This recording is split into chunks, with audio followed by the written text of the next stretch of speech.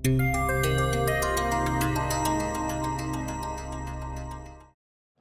239 is just wrapped up. I'm joined by Dana White. Dana, before we even get into any particular fights, overall as a card, you've got to be so happy with how tonight turned out. So good. Such a great card. Yes.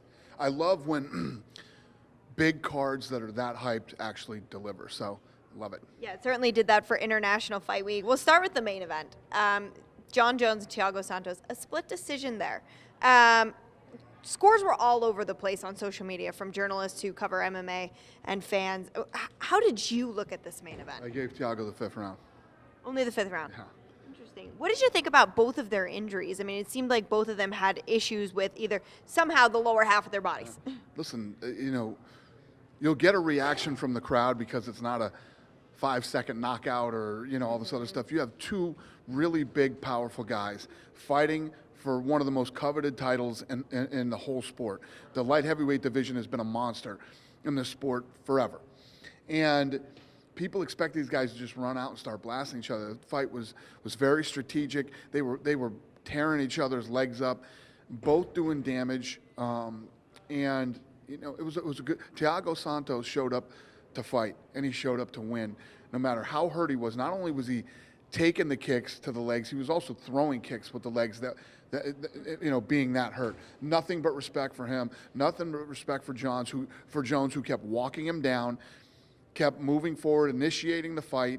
And I think in the 5th round, I think Jones' legs were hurt from trying to bust his legs up and the shots that he had taken, and he knew he had the fight in the bag, and didn't want to go into any danger, and you can't blame him for that either. It's not the most fan-friendly way to fight, but sure, he won. But Thiago Santos also wasn't going to just lay down and die. He did everything that he could. And, in terms of the odds makers and everybody looking into this fight, they're like, Thiago Santos. Yep. But he really seemed to maybe gain something even in a loss. 100%. He's tough as nails.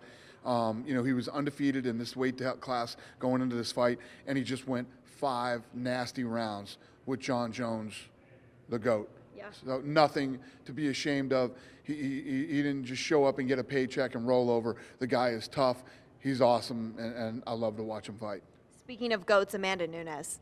I mean, she used Holly's weapons against her, it seemed like, with that head kick. I mean, what did you think, sitting cage side and seeing that? I mean, what went through your mind? She's awesome. I mean, she's incredible, and she's beat everybody. You look at anybody who was looked at as great in this sport, she is beat, and she went in and beat Holly Holm the way that Holly Holm beats people. Where do you see a potential challenge for her anywhere? I mean, she holds the belt in 2 divisions, and it's just like she makes it look easy no matter who she faces. Right. Well, she wants the Cyborg rematch. We'll give it to her if we can make it. Again, I'm not on Cyborg, but I don't blame Cyborg for not wanting that fight. But we'll try to get it done. Sure. I obviously have to ask you before I let you go about Jorge Masvidal. I mean, set a new UFC record, 5 seconds. You could argue that it was much quicker than that even. I agree. When you looked at the matchup, was that ever even a possibility in your mind when you have Ben Askren in there versus Jorge? Yeah, well, the flying knee was brilliant. The way that he set it up, the way that he did it, the way that he timed it, the execution of it was brilliant. And, if you think about if you're fighting Ben Askren, there's a 99.9% chance that he's going to come out and try to take you down. So, brilliant move by him. I agree with you 100%. Realistically, that was a 2-second knockout. As soon as the knee hit him, it should have been over. And the other reporters in there were just telling me it was a TKO, which is the dumbest thing I've ever heard in my life. That's the most vicious knockout I've ever seen. And how long it took Ben Askren to get up. That wasn't a TKO. That was a vicious, nasty KO. Yeah, a lot of moving parts there at welterweight. Luke Rockhold moved up to 205. Didn't work out for him there. Luke Rockhold has suffered some pretty terrible knockouts in the past couple of fights. Where do you see his future right now, if you've even thought about it? Yeah, I don't know. I mean, that's something that he needs to look at and think about what's next for him. You know what I mean? It probably he didn't have.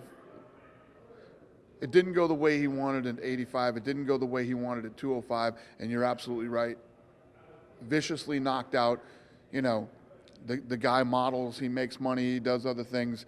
You might want to might want to start thinking about that. Yeah, the face of Ralph Lauren there. It's not like he's just like some Sears model on the side. He's killing it. So, Yep. yeah, Yep. obviously there was a lot that happened tonight. There are a lot of contenders that emerge. I'm not going to ask you to match make tonight, but we Thank you. appreciate it. Yeah, I'm doing my best. We appreciate you. it. And man, what a card. Thank you so much, Dan. Thank you.